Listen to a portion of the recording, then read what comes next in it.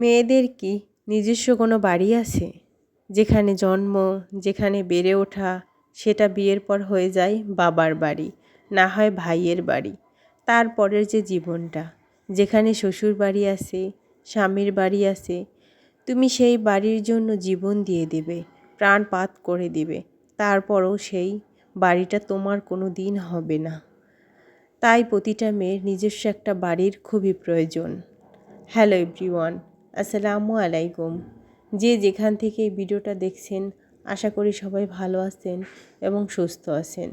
আলহামদুলিল্লাহ, মহান রব্বুল আলামিনের অশেষ রহমতে আমরাও ভালো আছি এবং সুস্থ আছি। প্রতিদিনের মতো আজকেও নতুন একটা ভিডিও শুরু করে দিলাম। ভিডিওটা খুব সকাল থেকেই শুরু করেছি। এখানে আমাদের জন্য সকালের নাস্তা বানাচ্ছি। আজকে সকালের নাস্তায় তেমন কোনো ঝামেলা করিনি।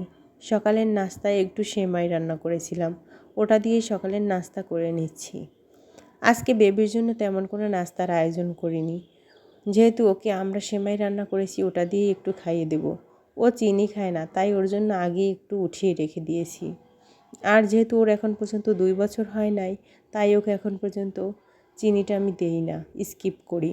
আরও মিষ্টি জাতীয় খাবার কোনো কিছু পছন্দও করে না। গতকাল কিছু কাপড় ধুয়ে শুকিয়েছিলাম, বারান্দায় ছিল, ওগুলাই নিয়ে এসেছি। এখন ভাঁজ করে সুন্দর করে রেখে দিব। বেবিরগুলা বেবির ড্রয়ারে রেখে দেবো, আমারগুলো আমার ড্রয়ারে, আর বেবির বাবারগুলো আয়রন করতে হবে, তাই ওনার কাপড়গুলো সুন্দর করে আয়রন করে রেখে দিব। জানি না কোন আপু এবং ভাই এখন পর্যন্ত আমার ভিডিওটা ক্লিক করেছেন। যদি কোন আপু এবং ভাই এখন পর্যন্ত আমার ভিডিওটা ক্লিক করে থাকেন, প্লিজ একটা লাইক, একটা কমেন্ট করে দিবেন। আমার ভিডিওর কোনো অংশ যদি ভালো লেগে থাকে, প্লিজ সাবস্ক্রাইব করে চ্যানেলটা আমার পাশেই থেকে যাবেন। এদিকে আমার কাপড়গুলোও সুন্দর করে আয়রন করা হয়ে গেছে, ওগুলো সুন্দর করে এখন আমি রেখে দিচ্ছি। কিছু বেডশিটও ধুয়েছিলাম, ওগুলো সুন্দর করে ভাঁজ করে নিয়েছি, ওগুলো সুন্দর করে রেখে দিব। আসলে মেয়েদের জীবন বড়ই অদ্ভুত। যেখানে জন্ম হয়, যেখানে বেড়ে ওঠা, যেখানে শৈশব কাটে, লেখাপড়া, অথচ সেই বাড়িটা এখন সুন্দর করে বলতে হয় এটা আমার বাবার বাড়ি, আমার বাড়ি নয়। তারপরের যে জীবনটা, সেটা তো বড়ই অদ্ভুত। সারা জীবন যেখানে কাটানো হয়, যেখানে মৃত্যু হয়, তারপরে সেই বাড়িটা নিজের কখনোই হয় না। সেটা হয় স্বামীর বাড়ি, না হয় শ্বশুর বাড়ি। আসলে মেয়েদের জীবনই এরকম।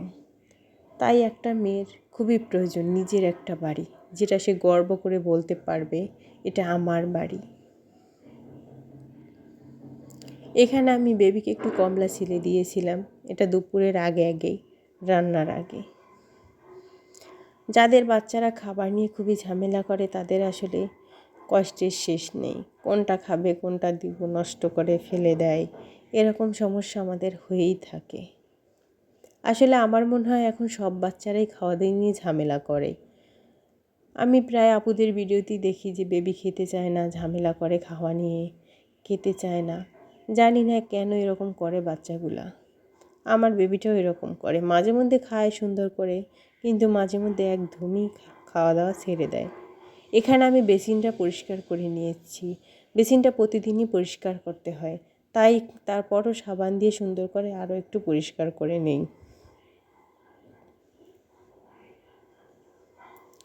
আসলে মেয়েদের জীবনে কোনো বাড়ি ঘর কোনো কিছুই নেই। তারা আসলে ভাসমান নৌকার মতো, যেদিকে চলে যাবে নৌকা সেদিকেই চলে যাবে। এই যে বাবার বাড়ি, বড় হওয়া, বেড়ে ওঠা, সব কিছুই বাবা বিয়ে দিয়ে দিয়েছে, এখন আর সেটা তার বাড়ি নেই। তারপরে যে স্বামীর বাড়ি আসে, সেটা তো স্বামীর বাড়িই থেকে যায়। এখানে আমি একটু ঝাল পিঠা বানাচ্ছি।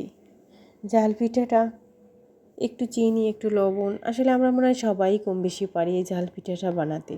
আমার ভীষণ পছন্দ এই পিঠাটা। আমি আগে একটু বানিয়ে নিয়েছিলাম কাঁচামরিচ ছাড়া, ওটা বেবিকে দেব, ও যদি খায়, তাই একটু মরিচটা স্কিপ করেছি। তারপরে আমাদের জন্য যেগুলো ভাজছি ওগুলো আমি বেশি করে মরিচ, ধনেপাতা কুচি এগুলো দিয়েছিলাম। ভীষণ ভালো লাগে এই পিঠাটা খেতে। একটু বেশি ভাজলে মুচমুচে হয়, খেতে বেশ ভালোই লাগে। আমি সামান্য একটু হলুদের গুঁড়াও দিয়েছিলাম যাতে কালারটা সুন্দর আসে। তারপর চলে যাব দুপুরের রান্নায়। দুপুরের রান্নার জন্য তেমন কোনো আয়োজন করিনি, খুবই অল্প পরিমাণে সব কিছু রান্না করছি। এখানে অল্প একটু বেগুন ভাজি করেছিলাম। বড় একটা বেগুন নিয়ে এসেছিলো, অর্ধেকটা আমি ভাজি করছি, অর্ধেকটা আমি মাছ নিয়ে রান্না করেছিলাম। আসলে বড় বড় বেগুনগুলো খেতে ভালোই লাগে, আর শীতের সময় সবজি খেতে বেশ ভালোই লাগে। সবজি, মাছ, ডাল, ভাত এগুলো আসলে সবারই পছন্দ। ওই যে বলেছিলাম না, আমি অর্ধেকটা দিয়ে মাছ রান্না করেছি আর অর্ধেকটা ভাজি করেছি। এখানে অর্ধেকটা বেগুন দিয়ে আমি পাবদা মাছ দিয়ে ঝোল ঝোল রান্না করেছিলাম, আর অর্ধেকটা ভাজি করেছিলাম।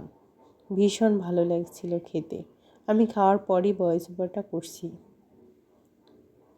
আমি জানি না ইদানিং আমার চ্যানেলের সাথে কি হচ্ছে, একটা সাবস্ক্রাইবার বাড়লে 3টা সাবস্ক্রাইবার কেটে যায়, আবার ওয়াচ টাইম তো বাড়ছেই না, আবার ভিউয়ার্স বাড়ছে আবার কমছে।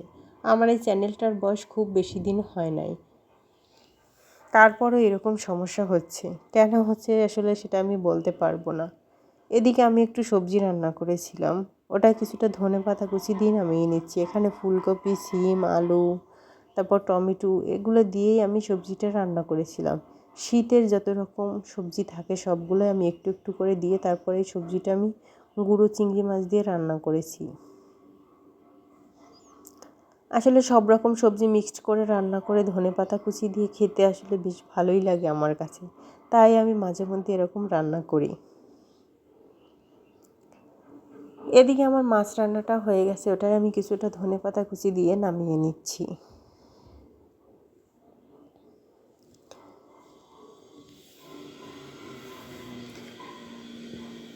এদিকে আমার মাছ রান্নাটাও হয়ে গেছে। এটা আমি সুন্দর করে একটু ঝোল ঝোল রান্না করে খেতে ভালোই লাগে গরম ভাতের সাথে। ভিডিওর মাঝখানে আমার যদি কথা এবং কাজে কোনো ভুল হয়ে থাকে প্লিজ ক্ষমার দৃষ্টিতে দেখবেন। মানুষ মাত্রই ভুল হয়, ভুল ভালো সঠিক সব কিছু মিলিয়ে একটা মানুষ, তাই মানুষের ভুলটা না ধরাই ঠিক। তাই যদি কোনো ভুল হয় সেটা যদি ধরিয়ে দেয় তাহলে সেটাই ভালো। এদিকে কিছুটা রুটি ফ্রোজেন করে নিয়েছিলাম, রুটিগুলো আমি আগেই সুন্দর করে বানিয়েছিলাম। আসলে রুটি ফ্রোজেন করতে আমরা সবাই কম বেশি পারি, আমি এভাবেই ফ্রোজেন করি, সেটাই একটু দেখিয়ে দিলাম এক নজর। আমি কাগজগুলো সুন্দর করে কেটে নিয়েছি। আমি প্রতিদিন যে কাগজটা ব্যবহার করি সেটাই ব্যবহার করি, যেহেতু বারবার দেওয়া আসা। আসলে র্যাপিং পেপারও ব্যবহার করা যায়, সেটার ক্ষেত্রে আমার মনে হয় কাগজটাই বেশি ভালো হয়, তাই আমি কাগজ দিয়েই রাখি। ভালোই তো থাকে, 2-3 দিন ভালো থাকে এরকম। আমি নর্মাল ফ্রিজে রাখি, ডিপ ফ্রিজে রাখি না।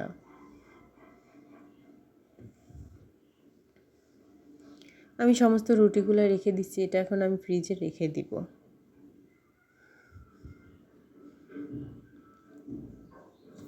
ভালো থাকবেন সবাই, সুস্থ থাকবেন। আল্লাহ হাফেজ। আসসালামু আলাইকুম।